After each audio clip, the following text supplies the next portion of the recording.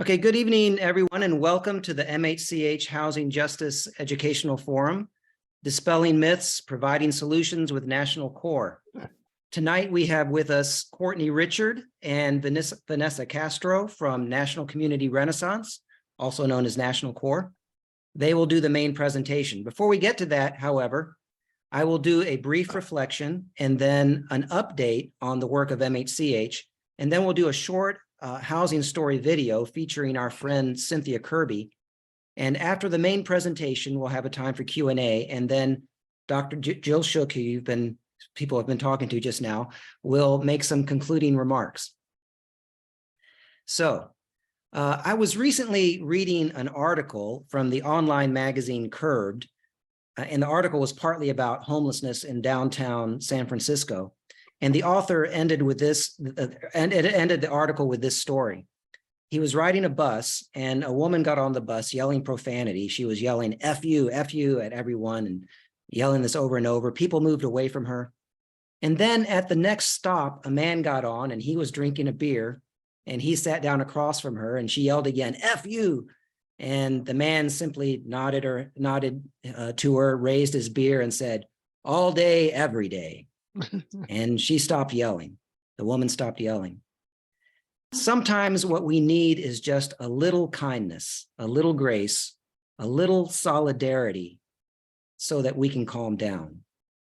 And that's what is behind the Housing First model.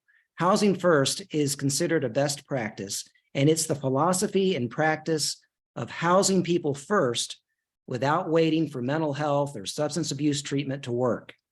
Traditionally, there's been this idea that we can only house people when they've been stabilized through treatment, but Housing First turns that around. People, when they're on the street, are stressed out. If they have mental illness, it's exacerbated by the stress of being on the street, or it can cause the mental illness. It can trigger the mental illness. Also, they don't get consistent treatment because it's hard to get consistent treatment when you're on the street. When they get housed, however, there's a strong tendency for them to improve. Not every time, but a lot of the time. People have a much better chance of becoming stable when they're housed rather than on the street. And as a community, we are definitely better off housing our brothers and sisters who are living on the street rather than just leaving them there unhoused. And most of the people who are homeless don't even have these sorts of symptoms to begin with. It's only a small portion that do, but of course, they're the ones we notice the most. Tonight, we have a presentation by National Community Renaissance about permanent supportive housing for people who are experiencing homelessness and need services in addition to housing. Now, I live a short half block away from a National Core property, which houses 19 formerly homeless families. And the building not only looks nice, it's actually the nicest looking building in our neighborhood. And I consider the place that I live in to be relatively nice, but that building is definitely nicer. It's called Marv's Place. The pictures don't do it justice. I'd seen the pictures before I moved here and it looked nice in the pictures, but when I moved here, shortly after I moved here, I was walking around through the neighborhood, looking at the different apartments and condo buildings, noticing how they looked. And I noticed this one that looked nicer than all the rest. And I thought, wow, that one looks great. I wish we would have moved in there. And then I realized that it was Marv's Place, a place where 19 formerly homeless families live. So National Community Renaissance, or National Core, the nonprofit that built and continues to operate Marv's Place, will do the main presentation tonight. But before we get to that, I'm going to do a report on the initiatives of MHCH, and then we'll watch a short video. So I'm going to share my screen right now. Share screen. And put this, okay. So what's happening at MHCH? So making housing and community happen, we have a very small paid staff. There are only 4 of us and we're all part-time. 2 people are 4 hours a week, one's 10 hours a week, I'm 10 to 25 hours a week. Jill and Anthony are full-time staff, but they're volunteers. We don't pay them, but they do most of the work. We also have a ton of other volunteers, and some of them work on 4 different teams, and that's mostly what I'm going to talk about here. So first, our safe parking team. There are about 15,000 people living in their vehicles in Los Angeles County, but until 2 years ago, there was no safe parking program in the San Gabriel Valley. But we started one.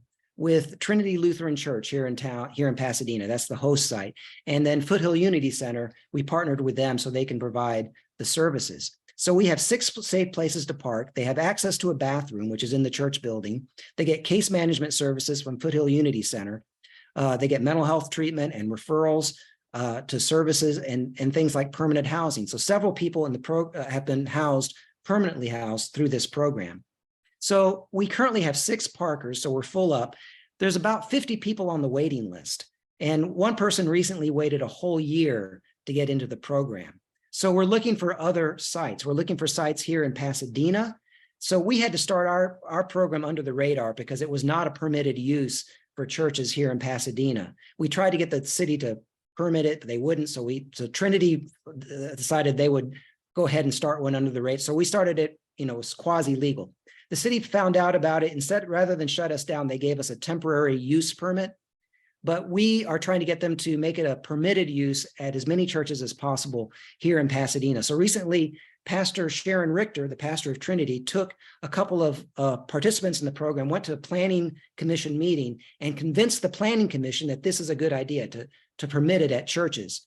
And if you know anything about our planning commission, that was a miracle.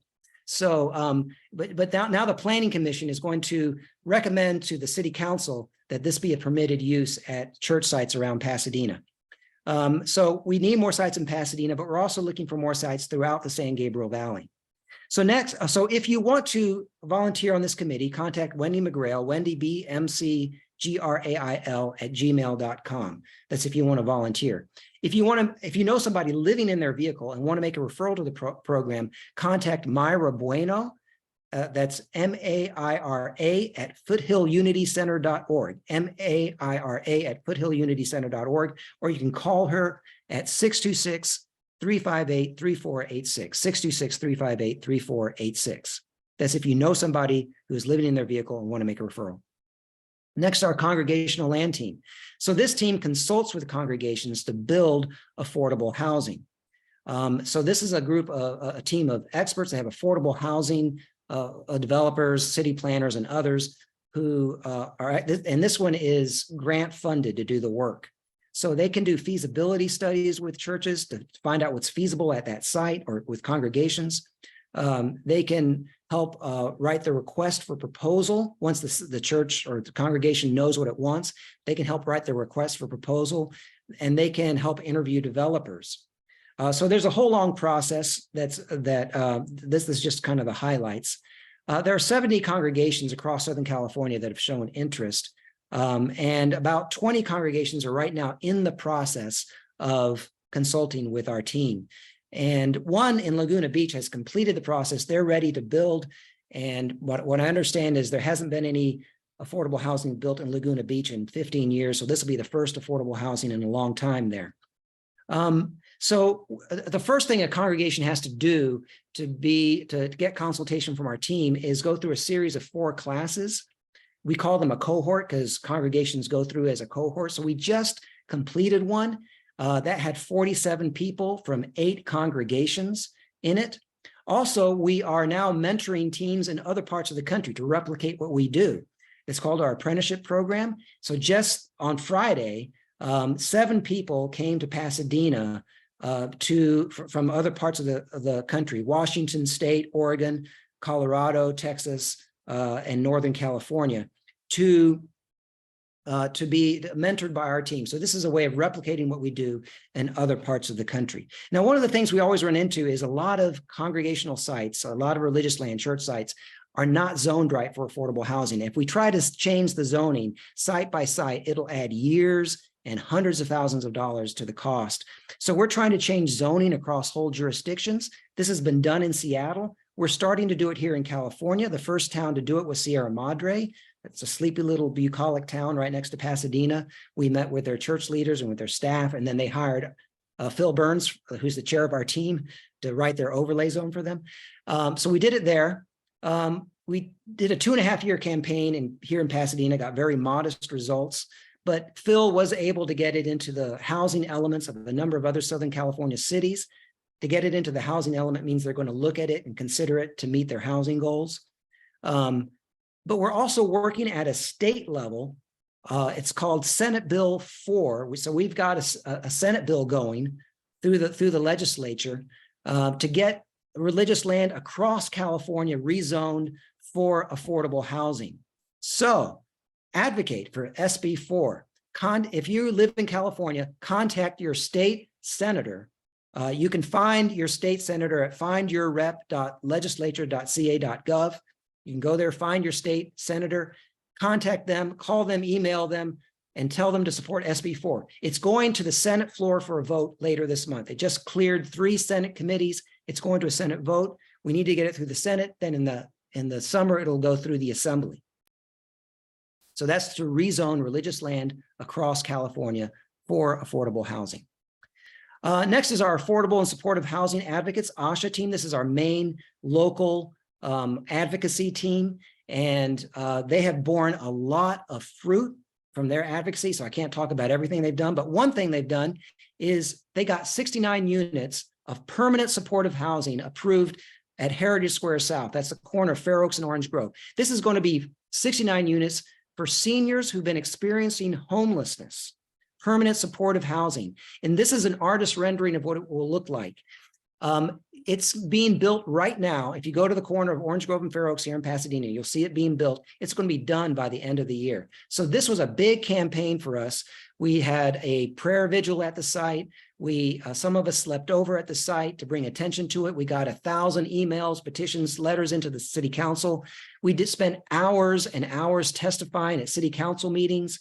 And we convinced the council that was opposed to this originally to approve this 69 units of permanent supportive housing for seniors who've been experiencing homelessness.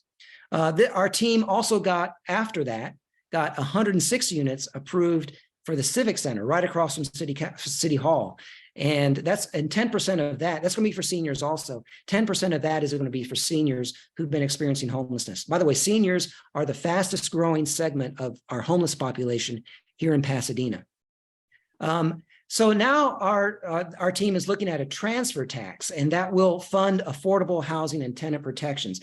Every city in California has a transfer tax. We're talking about increasing it on high income property. So when a property sells, there'll be a tax on these high income, high value properties, and that will fund affordable housing and tenant protections. They just did it in Los Angeles and in Culver City. In Los Angeles, they're looking at upwards of $1 billion a year coming in through this tax. Here, we'll be looking at more like tens of millions coming in for affordable housing and tenant protections, but this will be a game changer. It will have to go on the ballot. So it'll be a citizens initiative. So we are forming an exploratory committee because we're going to have to form a larger coalition to do this. This campaign will take easily $100,000 or more. So we need to form a larger coalition to do this, a transfer tax. We're also looking at affordable housing on school land. A lot of school sites here in Pasadena have closed, but that land could be used for affordable housing. Mm-hmm. So it could be used for affordable housing for teachers. And so there's a school board meeting later this month, next month, June 8th at 7 p.m. So they're going to be discussing affordable housing on school land. Next, our North Fair Oaks Empowerment Team. This is a group of churches on North Fair Oaks here in Pasadena that want to beautify and not gentrify that part of the city. They want to do it through signage, more trees, sidewalk repairs, and affordable housing. So some of them want affordable housing on their land. They also want to do it through Complete Streets. Complete Streets is a street redesign where the street becomes safe for pedestrians, cyclists, and people using all modes of transportation.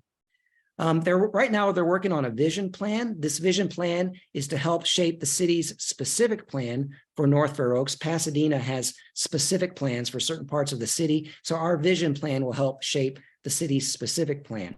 So the first meeting for this vision plan was on last Tuesday, a week ago, and there are 3 more meetings planned for this. Also, we have a congregational network locally. We have more than 20 congregations that participate in MHCH here in Pasadena. If you want your congregation to be part of the network, contact me, Bert Newton, BERT at makinghousinghappen.org, or 626-993-7958. Call or text. Also, one more thing I want to mention is our one-day housing justice institutes. So these are city specific. We're working on one right now for Long Beach, but Jill and her team go into a city. They meet for months with faith leaders, the faith community in that city. They do theological work, but they also look at the city, the landscape of housing, the history of the city, what has worked, what has not worked, and what could possibly work. And then out of this months of preparation, they gather a larger group for a one-day institute. And then the purpose of that is to leave behind a local housing justice group like MHCH. So this is like replicating MHCH in other towns. So if you want to have a one-day housing institute in your city, contact Jill at makinghousinghappen.org or .com. She can, either one works for her. So that is what's happening at MHCH. So next we have a short video where our friend Cynthia Kirby tells her housing story. So Anthony, go ahead and play that video.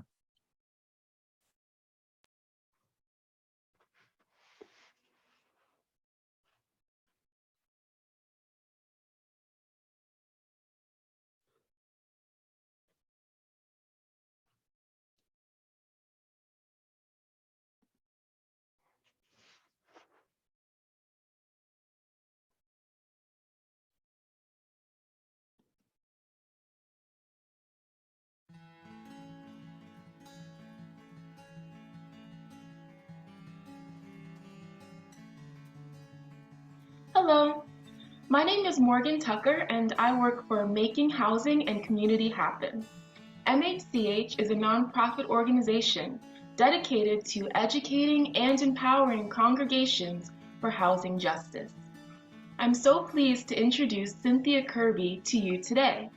Cynthia is a valued member of the MHCH community and she serves on Union Station's Lived Experience Advisory Panel.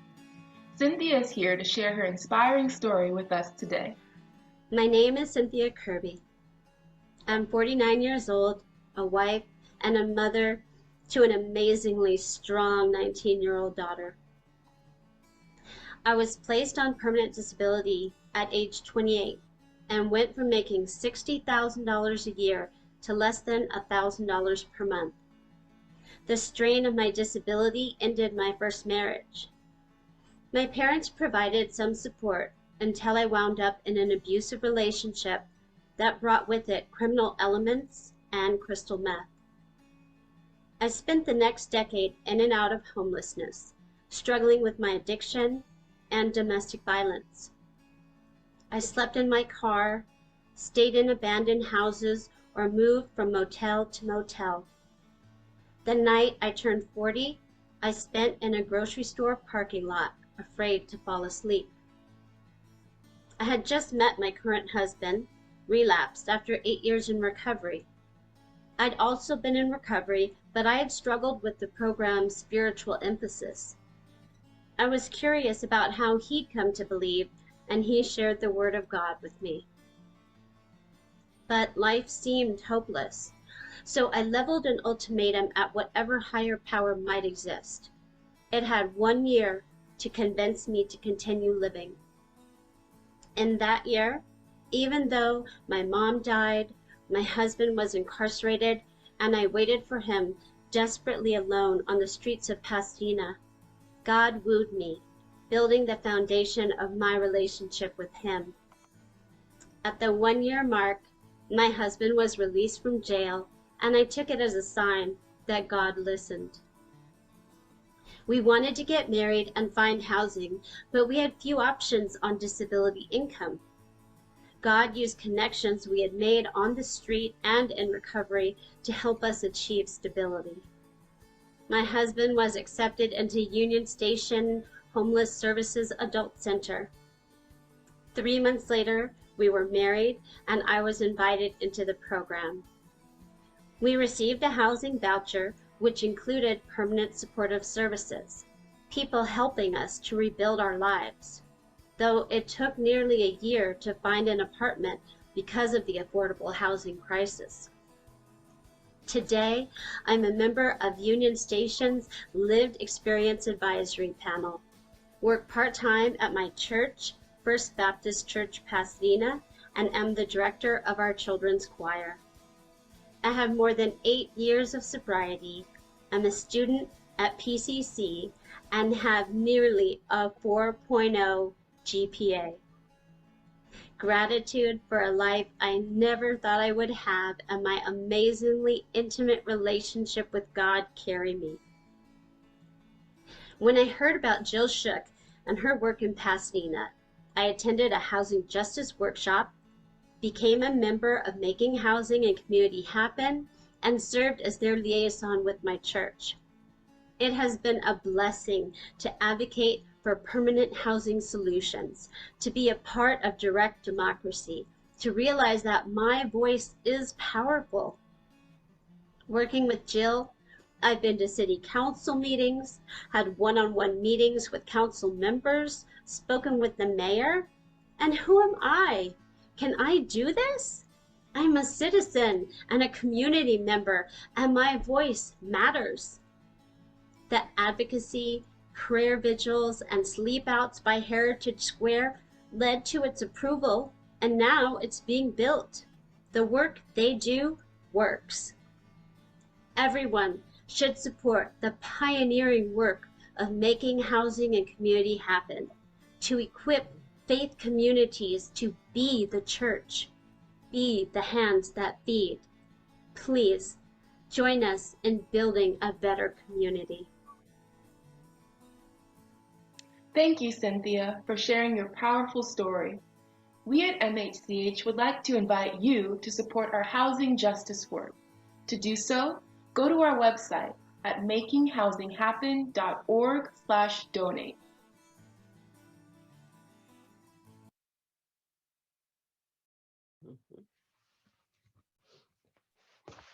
Beautiful.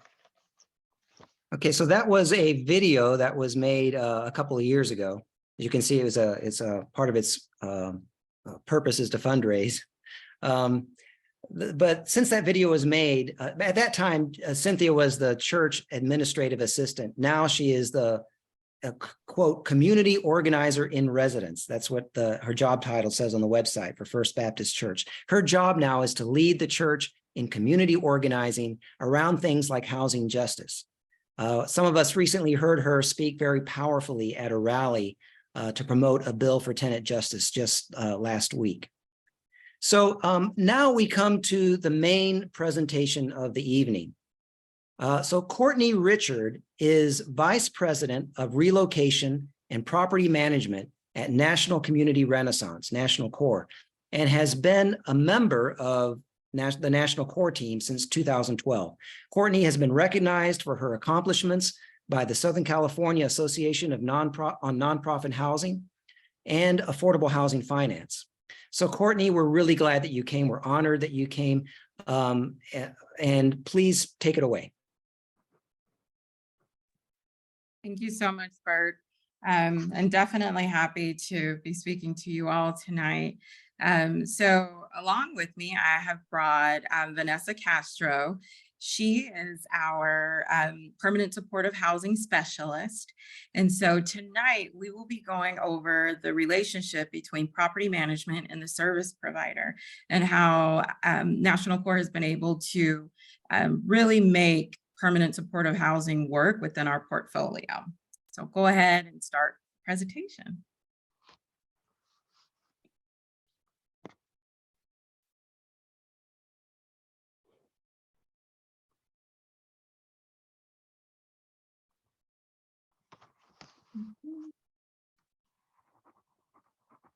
So National Core, if you're not familiar with us, we are a nonprofit developer. And so we definitely pride ourselves on being able to go into a community and really transform that community. One of our missions is to definitely break the cycle of generational poverty. And by being able to do that, we implement programs, we empower individuals, and we change communities.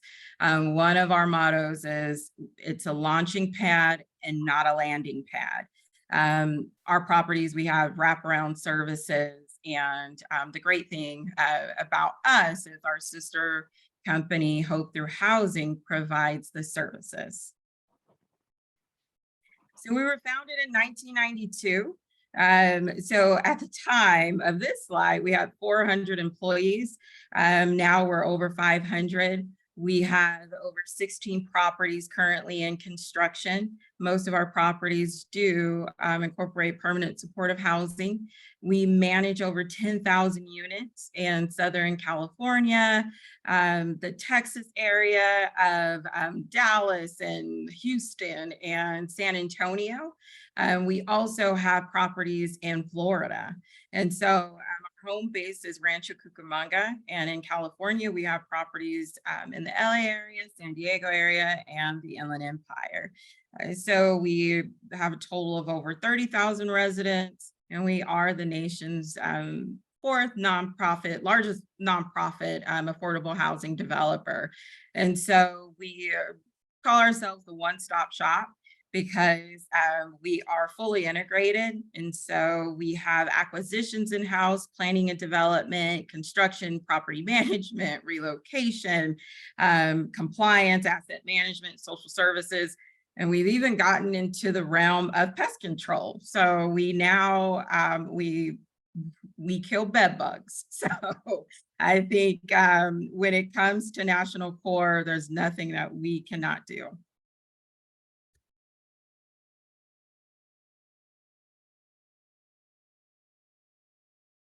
Vanessa? Sorry.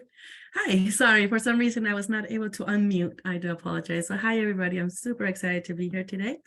And just like Courtney mentioned earlier, within National Core, there's over 10,000 units in their portfolio. Well, within the supportive housing within National Core, Hope Through Housing has 456 units that have been leased up or are in the process of being leased.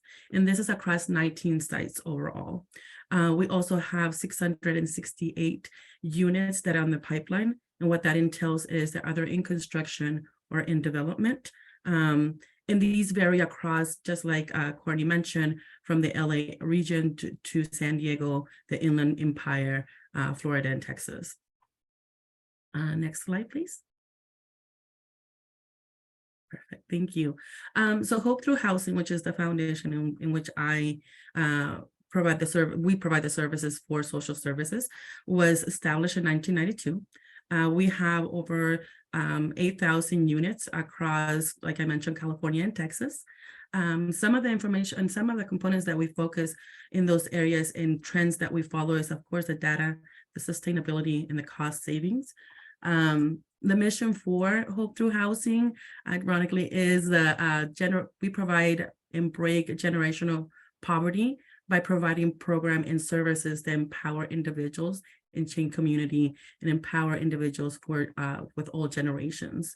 Some of the services that we do provide within within Hope Through Housing, we offer services that expand and coordinate services with on-site providers, with property management, the tenant, and any other provider within the community that might be intel or needed. Can we go to the next slide, please? Thank you.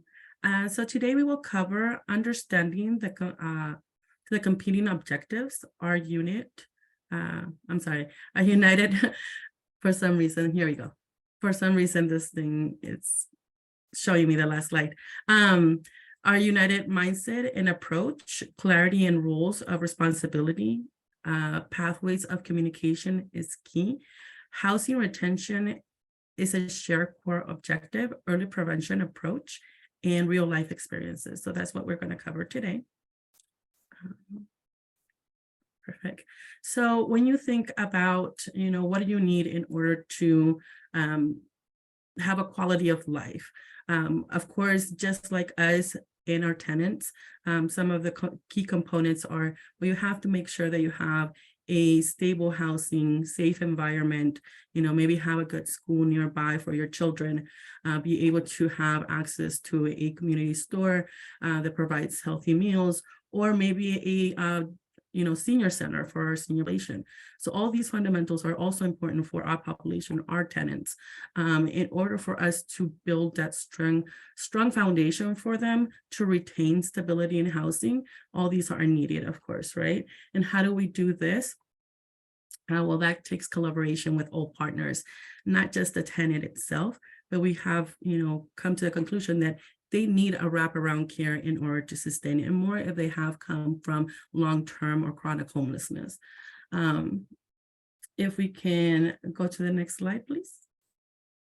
Okay, that is property management. I'm going to head it back to Courtney. Thank you.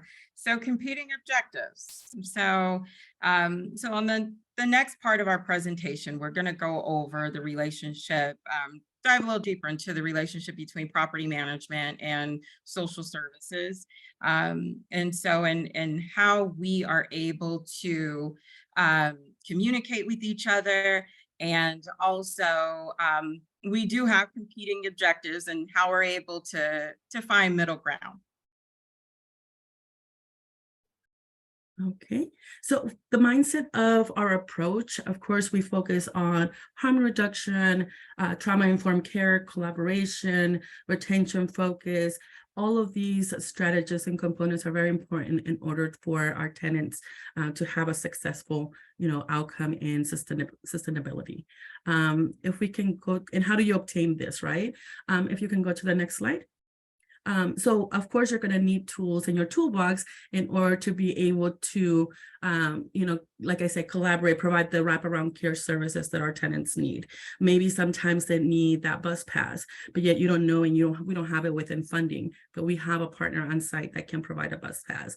Maybe they need assistance with recertification. So how do you go about that? Or maybe this individual, is not maybe following up with their care, and how do you see the signs of this, and how do you also make sure that you assess properly and connect them to the right person, right?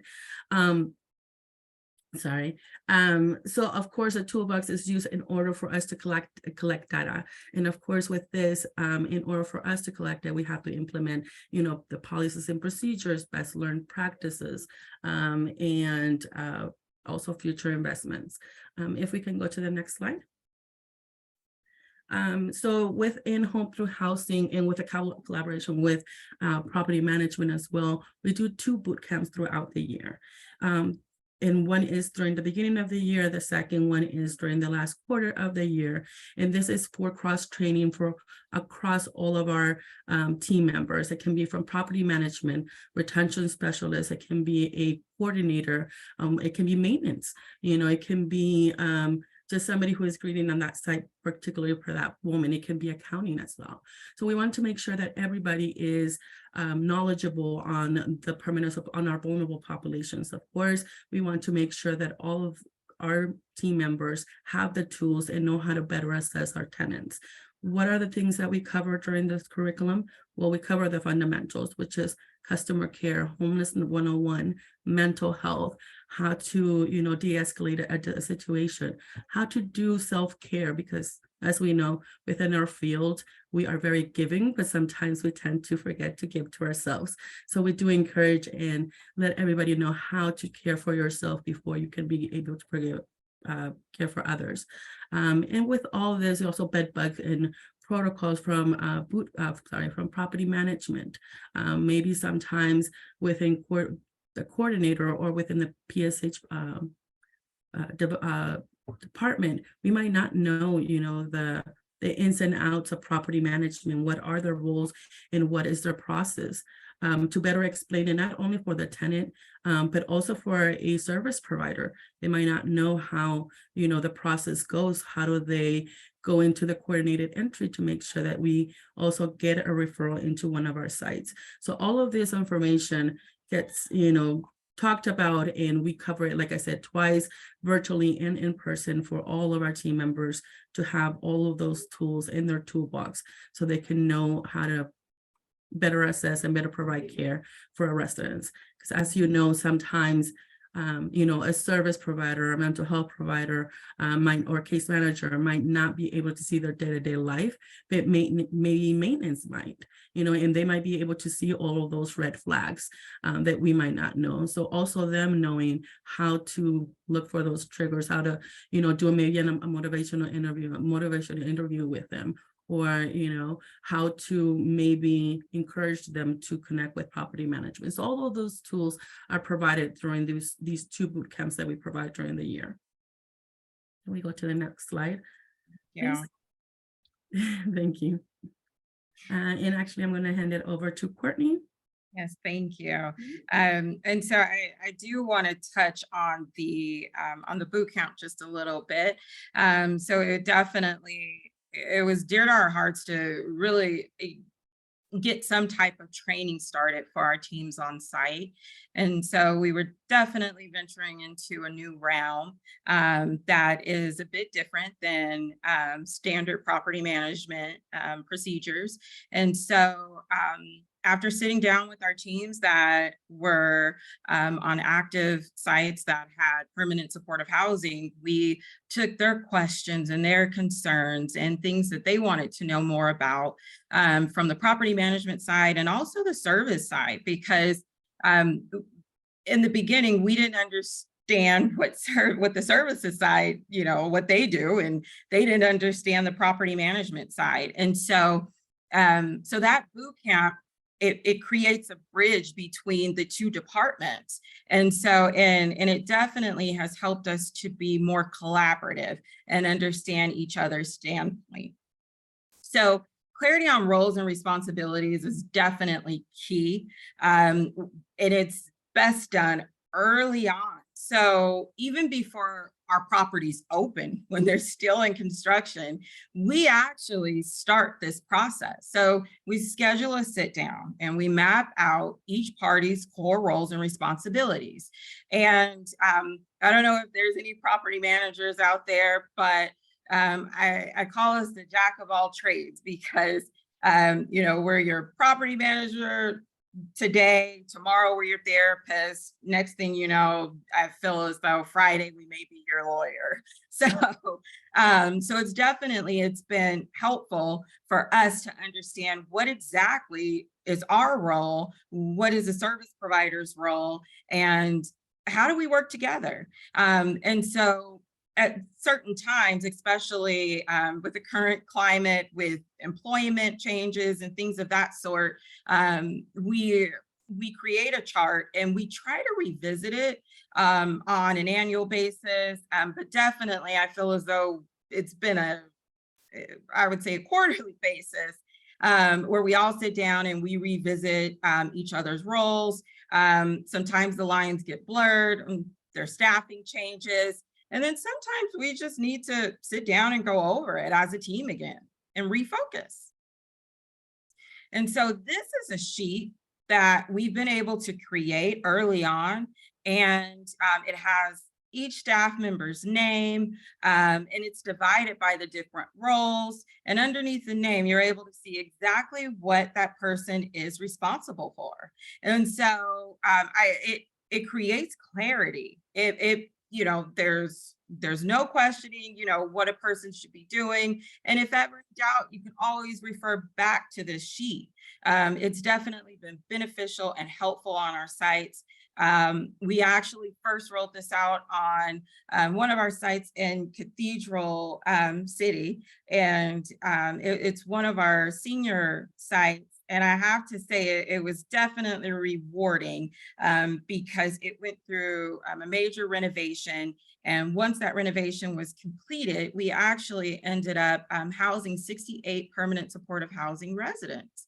And so we teamed up with a great partner, Riverside Behavioral Health. And early on, we created this chart. So we understood what each other was responsible for. And with a site that large, it's over 220 units, we really needed to know and, be able to lean on each other to do the role that we're supposed to.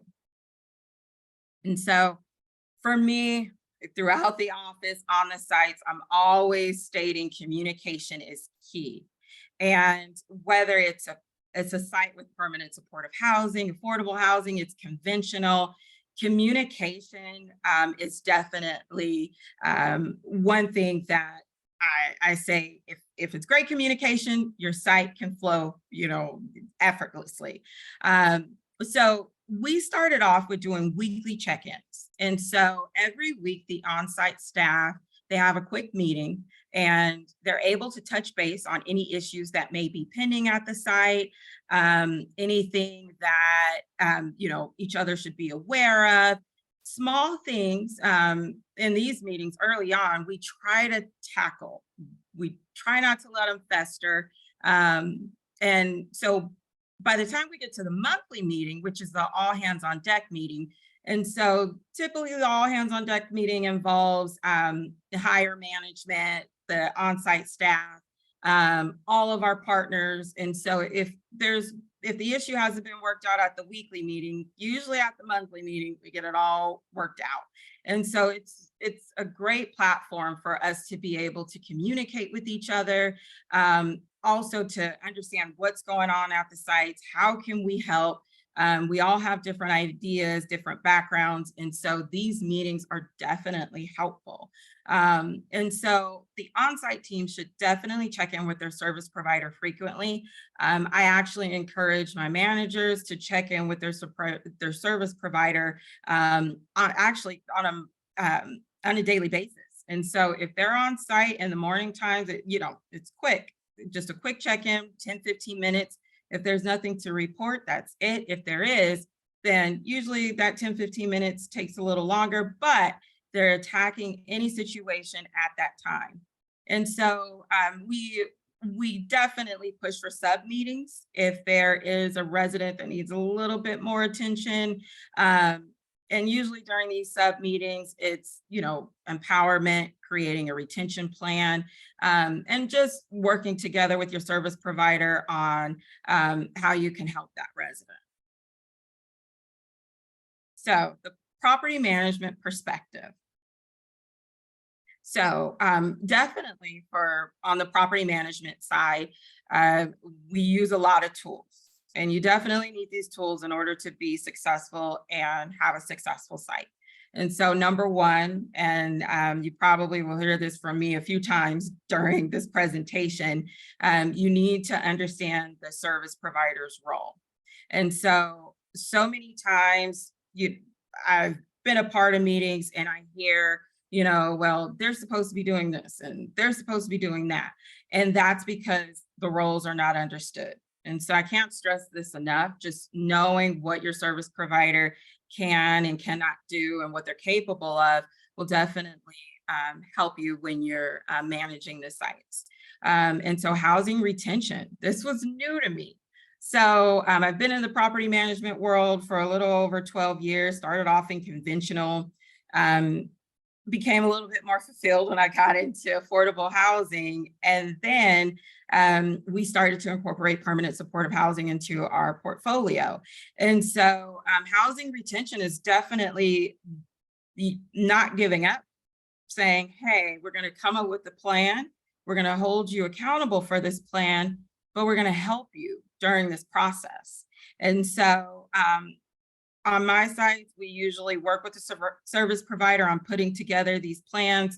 They usually are the ones who implement it. And then during our weekly and our monthly check-ins, we're getting updates on how these plans are going. And definitely reviewing the policies and procedures is huge.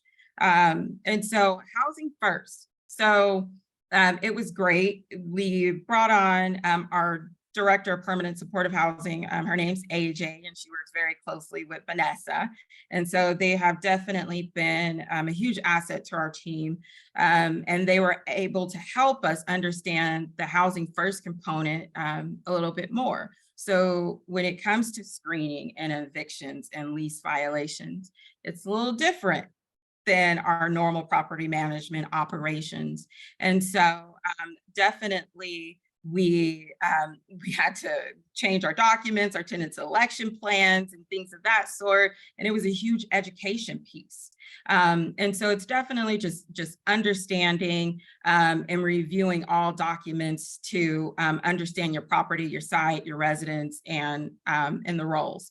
And so also the expanded toolkit, so motivational interviewing, understanding harm reduction, and we'll get into these a little bit further.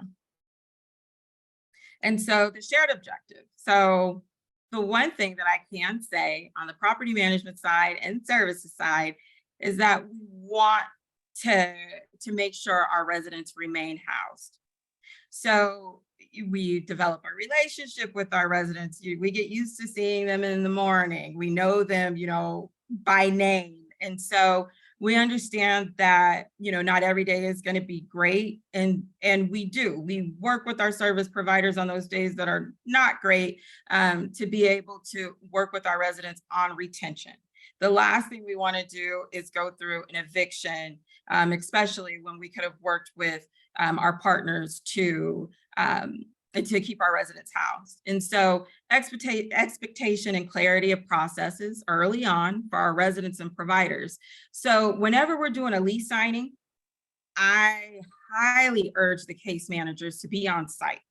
And so I actually, at the end of the lease signing, I give them a blank lease and I let them know I expect you to know the lease just as well as our resident, because whenever, if there is an issue, you're able to help explain to them the reason why they are receiving a violation and walking them through it. And it's great because a lot of times our residents have a great relationship with their case manager. The trust is already there early on. So just having them help us in the early stages, it truly helps. Early prevention process, so not letting things fester. If you see something, act on it, work with the service provider, and it could really help things take a quick turn early on.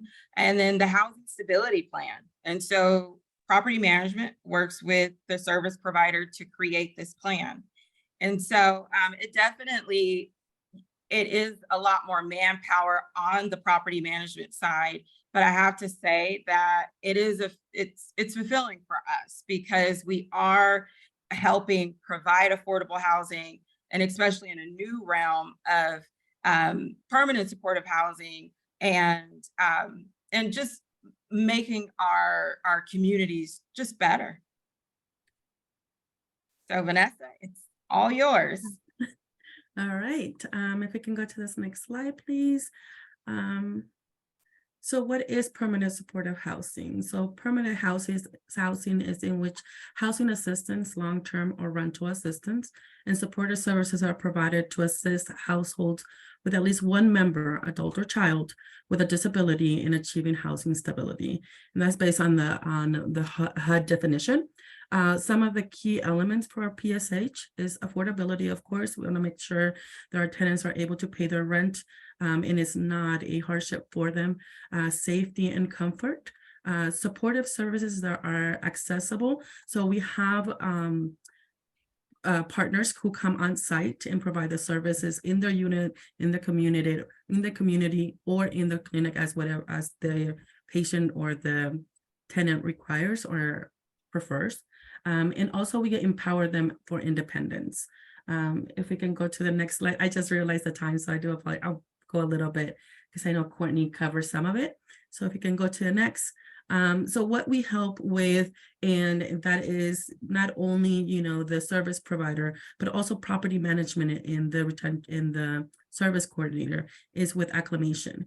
We're taking an individual who has been, as you can see in the left, used to a different housing setting, who has their support system on site, friends, family, or homeless family. And now we're trying to, put them back into housing, but yet they are used to a certain setting. It's become comfort for them. So getting them used to paying rent on time, paying their bills, going grocery shopping, putting their belongings in, cabinets, something that they have not done in many years or have not done for themselves in their lifetime.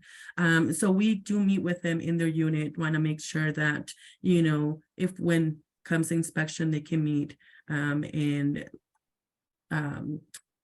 and pass inspection, and also because, you know, we want to make sure that they are living in a clean and safe environment. So if we can go into the next slide, please.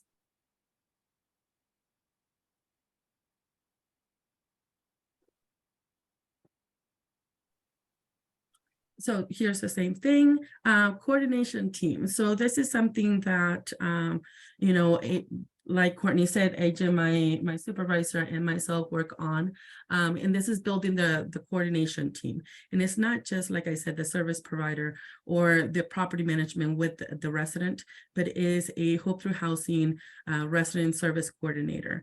You know, it's also bringing everybody into the table to make sure that we have an understanding and we're working together to assist the resident, to ensure that, you know, the training and the team members are fully aware on the services needed and the situation, so we can assess it and start with a plan. So within my department, we create the plan and we sit down with property management, the service provider, and the resident to make sure that we break it down step by step as what is needed. Let's say that Mr. Brown gets a lease violation because he has an authorized guest, or he has he has not paid his rent for the last 30 days. So then we talked about, well, maybe he needs to budget. Maybe you know, this has come into force for many months and he might need a repayee, you know, or maybe the service provider might need to pay some of those arrears, support with some of those arrears. You know, in property management might be able to kind of give them some more time.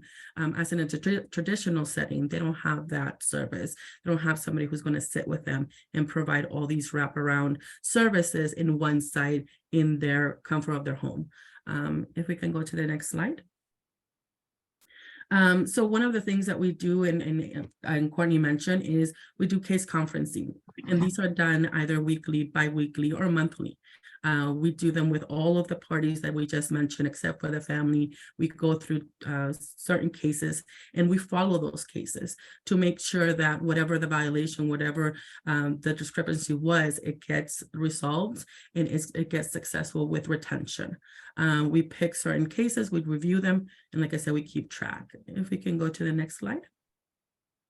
Actually, we can skip this one. I just kind of went over Mr. Brown's case a little bit. So, and this is the early prevention approach that Courtney was mentioning. So we sit with the tenant and property management.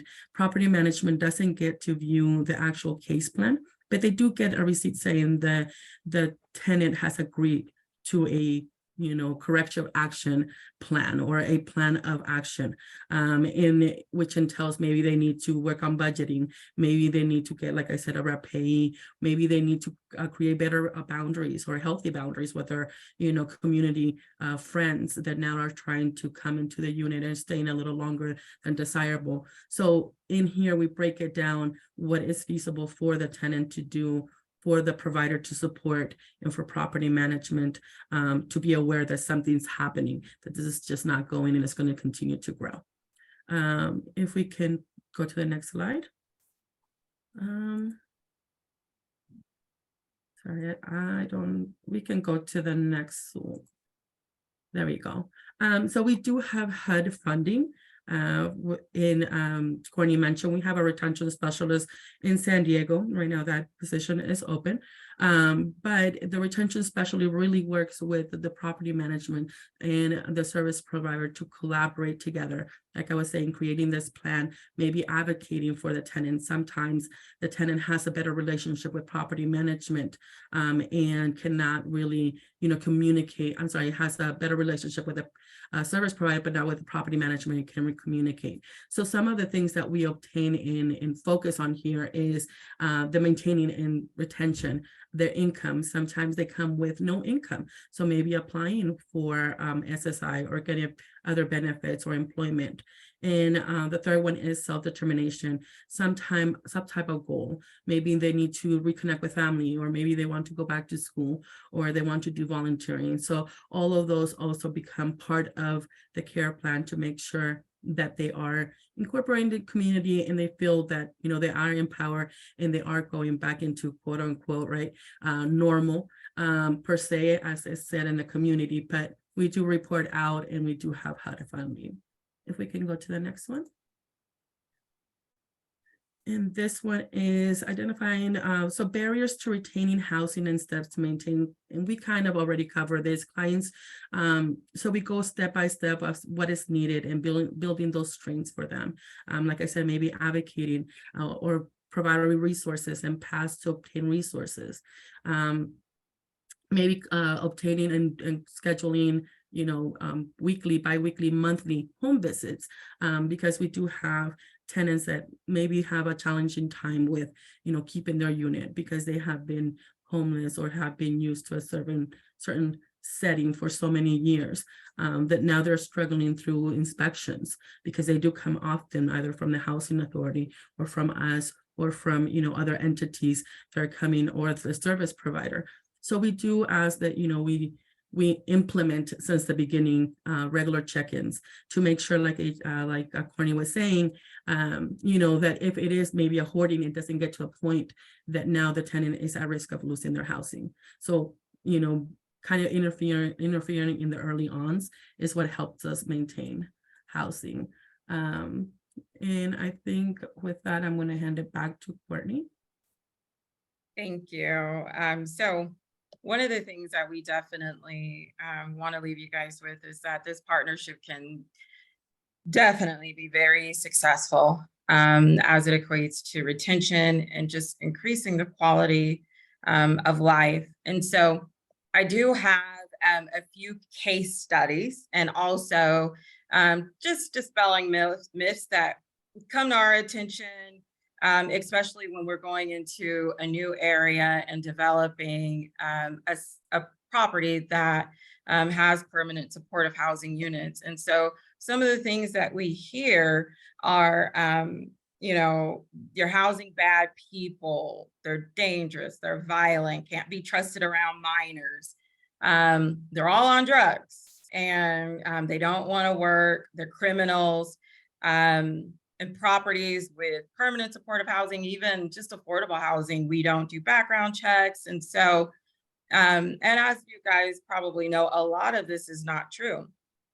And a lot of times when I'm speaking in community forums, I let them know, someone in your family can easily, qualify for permanent supportive housing and you love them just the same. And when it comes to background checks, we do background checks. We do screen for sex offenders, and that is a denial. And so definitely there's an education piece missing. And that's why National Core loves getting on forums. We love speaking just about permanent supportive housing, affordable housing, and really just breaking down those myths and the stigmas. And so we have a few case studies. This is example B. And so this resident actually lives at one of our sites in the Los Angeles area. During the first few days, he ran into a few problems just acclimating to a new unit, new area. So we conduct unit inspections, and the case manager checks in also. And we noticed that some of his appliances were broken, and he had damaged some of the walls. And so some people would say, okay, you should go ahead and give him a notice and move towards eviction. And so in this case, we actually worked hand in hand with the service provider. There was an adjustment done to his medication. We created a housing retention plan, and this is one of our success stories. And so, definitely always going to be transparent. It's, every resident, it's not going to be a walk in the park. And that's whether you're in market rate, affordable, permanent supportive housing. We're in the business of people. And so, as you guys know, you can't control everyone. And so, people have sporadic behavior and it's everywhere. So, with this case study, we were able to see success. And so another example of success that is a bit different than the first, we had a resident that was involved in an incident on site. And this was my first time actually putting a name to what I've been doing for years. So I actually sat down with this resident and conducted motivational interview to understand what took place, who was all involved, and just get a better understanding of the situation. And so unfortunately, during our conversation, it came out and the conclusion was she was not ready to be in permanent housing, and that's okay. And so we worked with a service provider to get her rehoused. She went into interim housing and was provided more services. And during that situation, it was a huge learning experience for the service provider. They were able to note that maybe if someone's had, past issues in the neighborhood, maybe they look into relocating that person into just a completely different environment, and also working on more day programs and things of that sort. So it wasn't the success story like the first resident where he was actually able to stay at the site, but we did obtain success by being able to get her the services that she needed, and early on understanding that she just wasn't ready for permanent housing. And that's the beauty of having the working relationship with your service provider. So I know it's been a lot, definitely a mouthful to you all. I just want to say thank you for taking the time to listen to us. And at any time, if you ever have any questions, you want it to our sites. We have beautiful sites, and definitely just piggybacking off of what Bert stated, if you're going down the street and you see one of our properties, the first thing that comes to everyone's mind is, oh my gosh, I wonder how much are those? We have a site in LA, and all the time we have people coming into the leasing office. I know your units rent between $3,000 and $4,000, and we pride ourselves on being able to provide affordable housing that I would say give a lot of market rate properties a run for their money. And it just shows that, the stigma of affordable housing is, run down. We're breaking that. So thank you all. If you have any questions, please feel free to reach out to us.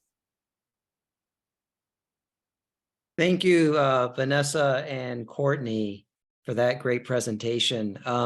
So we want to take some time for people to be able to ask questions. You can, if you want to, you can raise your hand if you know how to do that. If you know how to raise your virtual hand, that'd be best.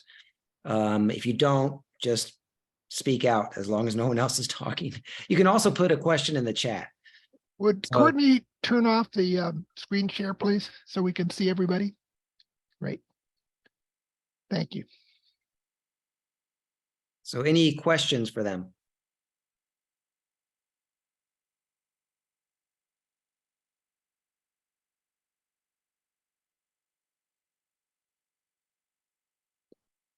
Patricia?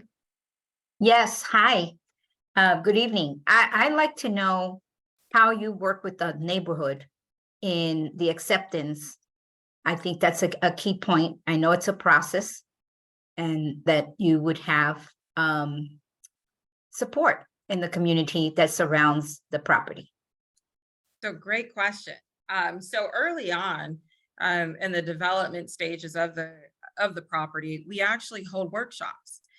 We go out in the community, we meet with the neighbors, we do tours. So sometimes we'll take some of the homeowners that are going to be close to the site. We actually will get a big charter bus, take them to our sites, tour with our managers, just so they are able to see how we are able to successfully manage our properties. And community meetings, whenever they're being held at the sites, we definitely open them up to homeowners in the area. And so we're really big on just being active in the community, doing a lot of community outreach. On one of our properties, it was pretty amazing. We actually reached out to the neighbors in the area. They were able to give their input on different designs of the property. And so it made them feel as though they were a part of that project. And so they're always free to reach out to the manager. We just keep that line of communication open. And so if they do have concerns, we hop on it right away. And then in a lot of cases, we work together. And I will say that our properties have been able to cut down on a lot of activities in certain areas. And so on one of our properties, there was a lot of crime in an alley. And so our facility was able to bring in security, and also the cameras on the backside of the property. They were able to deter a lot of the activity that was going on. So we're huge. If you're, ever by one of our properties and just want to, take a tour, we're always open. Thank you. Wow, that's quite an invitation. Great. Mhm. Work with us. Yes. Hey, so Swanchi? Well, I mainly wanted to thank you for those two cases. Those two people that gave me a better idea of how exactly that support works. I've always wondered what exactly do you do if problems come up? No problem. No problem. Jolene, you had a question? Yeah, I don't know, Courtney, if you have properties adjacent to, connected with churches, but as we contemplate a project, knowing that we're not managing the housing, we're not the developer, we're not the project manager. What, in your experience, if you can say, is the role, if we see a problem, what's our course of action? Yeah, so we actually, we're in the process of leasing up one of our sites in the Orange County area. And we partnered with one of the local churches. And so we teamed up, and they provide some of the services. And they had played a huge role in the construction of the site. And whenever, there's any issues that they may foresee, it's open line of communication, holding community meetings together. And so we have a few sites that we have been able to partner up with local churches, and they bring amazing services to our residents. And so not only are our residents able to meet with our Hope Through Housing team, they're able to also obtain services from the local church. And so it's definitely something that we do, and we love to do it. Thank you.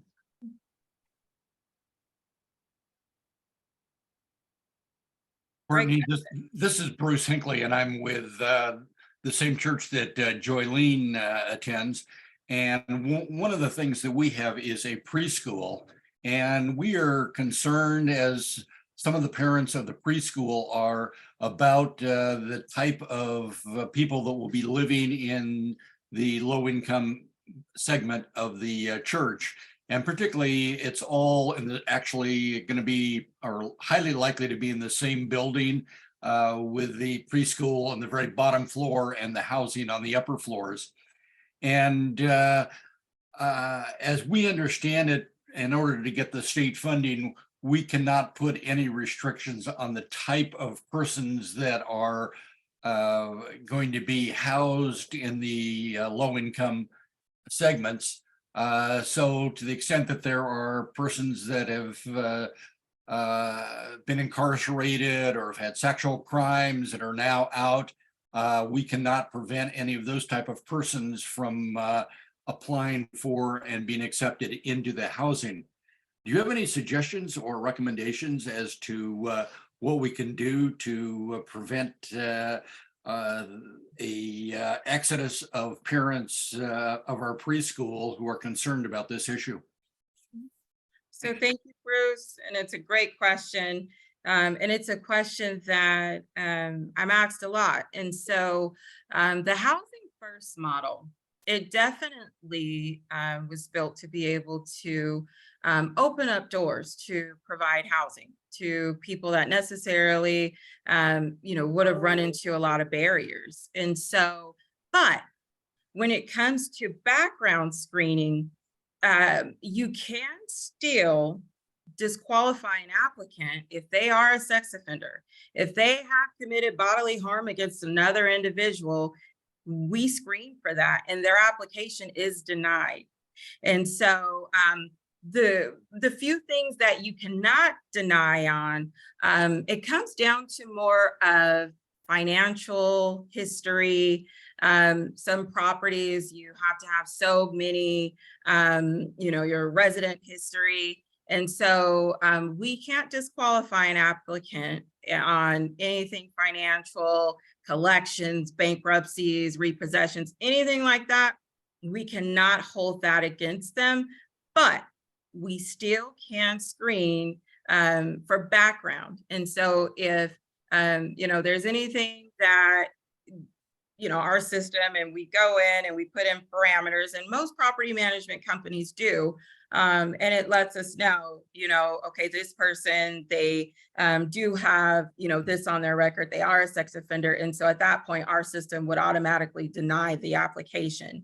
And so you can, Bruce, and if you are challenged at all, you can definitely refer them back to the housing first model. And it goes into great detail about the screening criteria. I hope that helps. That's a great help. I guess I would love to just find the source as to what the state requirements are. Do you have that available, or where should I go to find the very specific requirements of what can and cannot be included in the screening? So Bruce, if you send me an email, I promise to get them sent over to you. Okay, great. I do have one other quick question. Is it the developer that hires you guys, both the property manager and the social developer, or is it the owner of the property? Would the church be hiring that, or would that be would you be engaged by the developer? And what sort of long-term commitment is there, or can they be changed as we go through a number of years with having the same property manager? So early on in the construction phases of the deal, usually the developer will go ahead and assign the property manager and the service provider. And so for us, we are the developer, we are the property management company, and we are the owner. And so typically the partnership will select a service provider. And I know on some of our deals, just depending on the funding, it may also be an appointed provider by the city. But for the most part, we are I would say we are the decision maker when it comes to the service provider. And so for us, we actually have great relationships with I would say a few service providers, to where we know that they're going to give our residents the highest quality of services. And it took us a while to get there. It took, having some bad apples, but and I say that to go towards your question about the agreement. So an agreement is created, and in that agreement, it should incorporate language that if they are not performing to your standards, then you can go ahead and in the contract and choose another provider. But typically there is an agreement put in place for a certain amount of time. And I know on one of our sites, it was a 10-year agreement. It just came up, and we are reviewing that contract again to see if we're going to continue with that that service provider, if we will be looking, you know, for another provider to come in. So it's however you structure that agreement. And usually it is the owner and the developer that, and if it's the, you know, if the same entity is the owner and the developer, great. If not, then typically the owner and the developer will get together and they will make a decision on who that service provider will be. Thank you. That's very helpful. Awesome. So great. Thanks for all the questions, the great questions. And thank you, Courtney, for being able to answer those so fully and so helpfully. What I want to do right now is have Jill give some closing remarks because it's now 8:21. And then if people want to stick around, we can, I don't know, Courtney, how long you and Vanessa can stick around, but if people want to stick around, we often do stick around and talk. And sometimes people have more questions. And but for the sake of time and respecting everybody's time, I want to now move to the closing remarks by Dr. Jill Shook. So Jill. Hi, everybody. Thank you so much for that presentation. And yeah, I just want to reiterate, I think anytime that there's a project, affordable housing, they don't call them projects anymore. Actually, I apologize for saying that. They call them affordable housing communities. And we have to watch our language. You know, people don't want to support projects. They want to support communities. They also are not excited about housing so much anymore. They want to support apartments or homes. And so watching our language and making sure that we're using language that is not going to create more backlash than needed, but also dispelling myths. And so hopefully some of what was shared tonight is going to help you have a better understanding on how to talk about those that actually live in the development and in the community, and those providing all the internal work done to make sure everything is done completely above board, so that you have a solid development without problems. But I want to share just a few stories that I think may help. We have a tremendous problem with NIMBYism. And these are our neighbors. These are people we know and love in our communities. And NIMBY means not in my backyard. And it's almost like it's become popular. People get on the bandwagon. And it's just unnecessary fear based on a lot of things that just often are not true. Just absolutely not true. So Anthony, my husband, has been able to write some beautiful pieces in our weekly update, dispelling so many of these myths. And I think he's going to be making sure you have access to read that. But I want to tell you a little story about him. Here in Pasadena, we had over 350 people show up at a motel to try to fight having this motel converted into permanent supportive housing, the kind of housing we've talked about tonight. And I'm so proud of my courageous husband because he stood up in the midst of such opposition. And he said, you know, because they were saying, we don't want any of these folks in our backyard, not my backyard. And he stood up and he says, we have someone in our backyard. We have someone who was homeless for a number of years, who stays literally in our backyard. And all of a sudden you could just feel the whole atmosphere change. Everyone got quiet and they thought, wow, that's interesting, you know? And so as things calmed down, he began to share how there's choices, that they were fearful of a certain population that might move in. But he said, what if these are homeless seniors? How would you feel about that? And then you could feel the room even get calmer. And so the courage of my husband to stand up in the midst of all that, it reminds me of Nehemiah. So many of you have read the book of Nehemiah in the Bible, and you know, there was opposition you know, they expected opposition. They had Tobias and some others that were making fun of those that were building the wall that they built in 52 days. It's just, you know, it's going to fall over, and trying to discourage the people. And Nehemiah stood his ground. He did not let it faze him. He just moved on and didn't even listen to all of that. And so I think that those models for us of being strong, and that builds character for us, that's good, but we can't do it alone. Nehemiah built a whole team of people. They were in different places around that entire wall around Jerusalem. We have got to build friends and people that support us. That's part of the reason do our one-day housing justice institutes, to gather up all the churches to come together. That's why we have tours, to help people come inside and see. That's why National Core has tours. We've got to get inside. We've got to dispel those myths and help people see the value of what this brings to the communities. It's never good to have people on the street. That's never a solution. It's always a solution, and safer for everyone if people are housed. And so I want to share one other story, and we have Pastor Jeffrey Nelson, who's with us tonight. And I'm just so impressed with his neighborhood. There's a principal at a school right in his neighborhood that was quoted in the newspaper.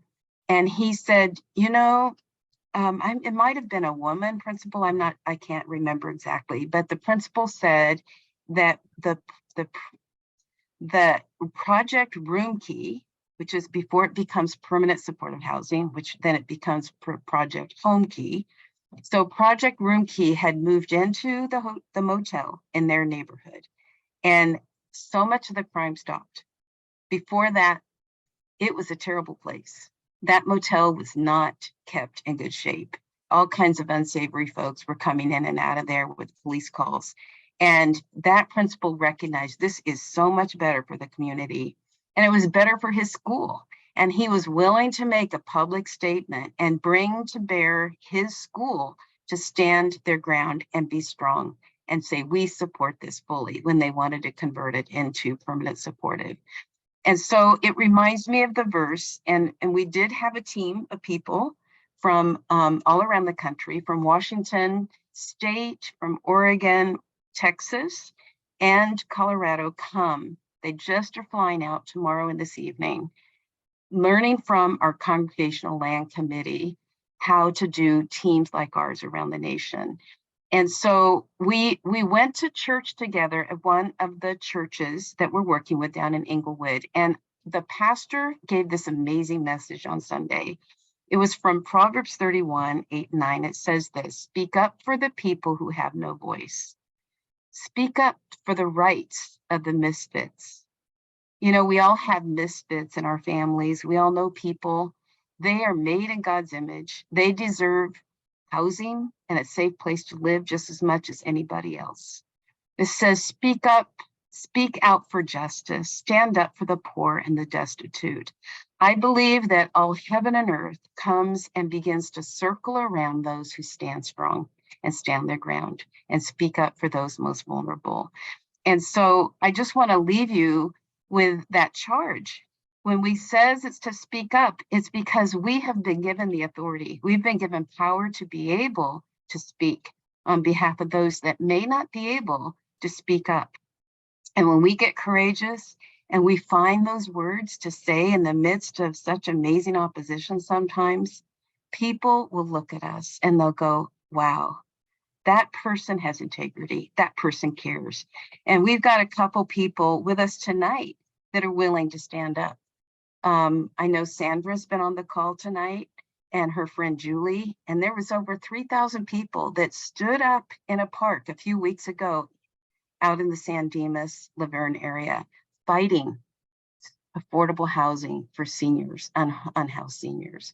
And I'm so proud of Sandra, and I'm so proud of Julie for being willing in the midst of opposition, even when somebody said, sit down, or calling her out and saying, you're a communist, you sit down.